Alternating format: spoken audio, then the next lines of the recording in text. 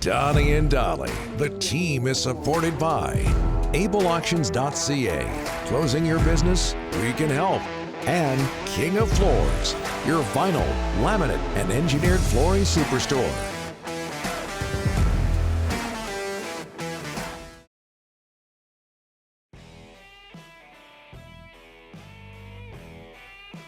By White Spot, just like our poll question, black truffle cheese and mushroom burger, that's what I'm talking about. Try White Spot's new adventurous burger lineup. After all, burgers are kind of our thing. On now for a limited time at White Spot. We'll see you soon. We're joined now in the wake of a 6-3 Canucks loss in Ottawa. They play today, 4:30 against Toronto Pacific time by Farhan Lalji of TSN. Long time no talk to. How are you, sir? I am good. Delighted to be back on with you guys after all this time. And as is tradition, Henderson was late calling me coming out of break. So what a this shock. is good. We should be able to just slip on the glove. He's having a tough day today, Farhan. Take it easy on Ryan. He's in a bad mood. There's a lot to it. So take it easy. All right. Just your response to the Canucks inserting Cole Lind into the lineup today. Yeah, I think it's a good idea. And, I think some of us have wanted to see it for a while, but still a lot of games left for us to be able to see what Cole Lind can offer. And, I know that there's a lot of people who believe the Canucks should just mail it in and play a bunch of the young kids.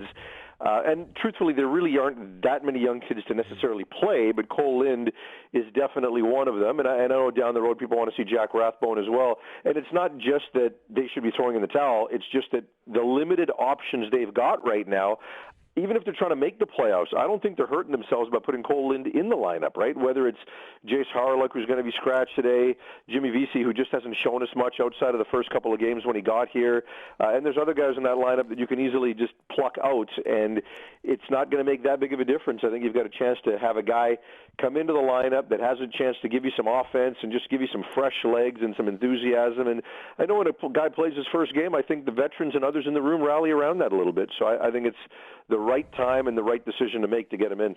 Let me ask you the White Spot poll question, Farhan. What's the Canucks' number one problem right now as they lose 3 of 4 versus Ottawa? COVID fatigue, Pettersson's absence. They're just not good enough coaching. What do you think?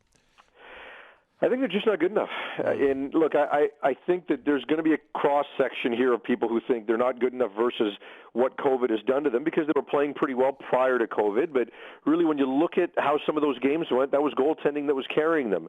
So I think sometimes you can get fooled by that. And I think there were times last year, especially in that Vegas series in the bubble, where Canuck fans might have got fooled by a little bit. I think this roster flat out isn't good enough. And does COVID have an impact? Yes. I think the coaching is just fine, given the roster that's there. I'm certainly among those who believe that Travis Green should have been signed to an extension long ago. But when you look at this roster and you break down, not just people want to complain about the bottom 6 and how it's perpetually been a problem for the last 6 years. The top 6 isn't good enough either. And when Elias Pettersson was in the lineup, he was getting better, but he started out slow as well this year, right? So I think more than anything else, I just think the construction of this team simply isn't good enough. Farhan, can we switch gears to the NFL draft?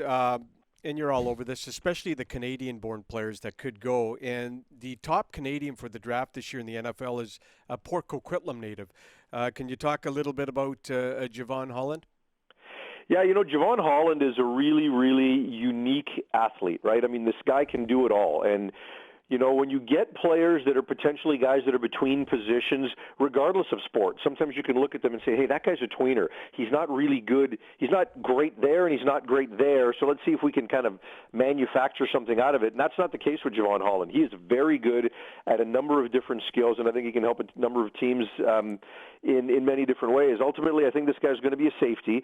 He could also be a slot corner because he's got very good coverage skills. Heck, the guy was an all-conference receiver in high school, and when he was at Oregon, had he gone back for the 2020 season rather than opt out, they were going to put some offensive stuff together for him to play on both sides of the ball. He's that athletic. He made a great impact at a young age there, played as a true freshman. I think he's going to walk into an NFL team, Rick, this season, and he's going to start right away. Because for whatever reason, safety has become a bit of a devalued position in football, at least in the draft, right? So guys will take corners high, but they won't necessarily take safeties high. And So you look at guys like the University of Washington's produced some guys, Buda Baker and Taylor Rapp, who were second-round picks and have walked right in and started day one. I think Javon Holland can do the same thing. He can walk right in and make an impact at the safety position. Really good ball skills, great range, tackles well. There's not a lot of flaws in his resume. Okay, the Seahawks have only 3 picks in the draft. The first one's in the second round. That's going to be 56th overall. What do you see them doing? Well, look, I think they still need to improve their offensive line, and I think that because there's so many, quarterbacks and receivers and others that have kind of been elevated in the draft, I think there's going to be some pretty solid offensive linemen that get pushed down a little bit. Now, the Seahawks only have 3 picks in the draft, right? So if it goes this way, and John Schneider certainly talked about potentially trying to trade to acquire some additional picks, I don't think they're going to try to trade into the first round. They're happy with the ability to say that Jamal Adams is their first-round pick because, of course, they gave that pick up to get him. Their first pick is in the second round, and then they also gave up their third-round pick in the Adams deal. So they'll probably try to trade to get some more draft assets later on. 5 picks is the lowest they've ever had. So if they wind up sticking with 3, it's going to be really low. And we know the Seahawks have generally traded back and have moved down in the draft. So I don't think they're worried about not having a first-round pick. But they added some offensive linemen in the offseason. It's still thin. I think they could really upgrade at the offensive line, and I think they need some better receivers, right? I mean, I'm not convinced at either the receiver or tight end position they're good enough. So I think they can add some receiving depth, a legitimate third target at receiver, maybe an upgrade at the tight end position. So, I'd like to see that. And then the third area they can improve at is corner, right? Because when you lose Dunbar and obviously Griffin, those are hard guys to replace. So I like what they've got at safety, but I think they need to upgrade at corner in that order. Line 1, receiver 2, corner 3. Round 1 of the NFL draft today. We're talking with Farhan Lalji. Farhan, this draft is heavy at the top end with quarterbacks. Zach Wilson, Mac Jones, Justin Fields out of Ohio State.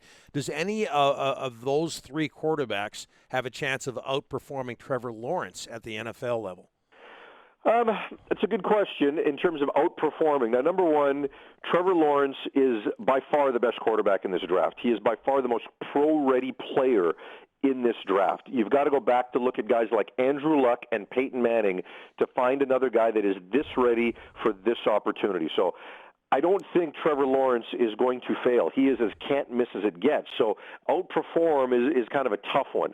But I do think that you've got a guy in Zach Wilson who's got a tremendous ceiling. And whether it's Zach Wilson, Justin Fields, or Trey Lance from North Dakota State, all of them have great ceilings. I think in Wilson's case, he's got the highest floor as well relative to those other 3. So Wilson's going to be a guaranteed second pick by the Jets. It's the other 3 guys, Lance Jones and Fields, at the 3rd spot that I'm trying to wrap my head around, because the word is that San Francisco traded up to the 3rd pick to get Mac Jones, which is bizarre to me because they could have got him later. They could have got him around the 10 spot. They didn't need to give up what they gave up if Mac Jones is the pick.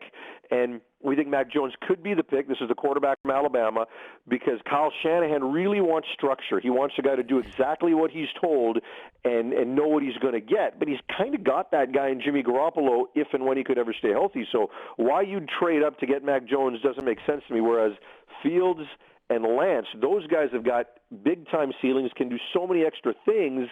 If I had the 3rd pick, I would take Justin Fields from Ohio State in a heartbeat.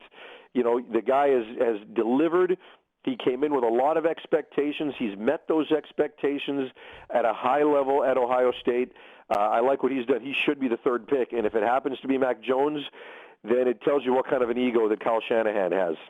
Okay, Fran, before we let you go, will the CFL be up and running in August? Yeah, I absolutely believe it will be.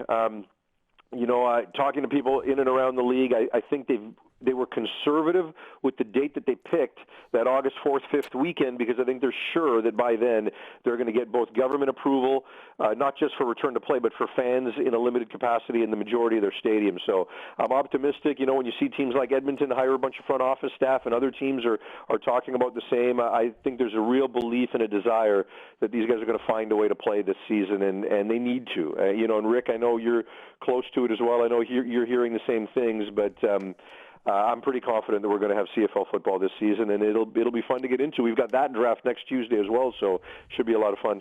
We finally get you on the show. Don't be a stranger. We'll get you on real soon. Thanks, Farhan. Yeah, let's do it. Thanks, guys.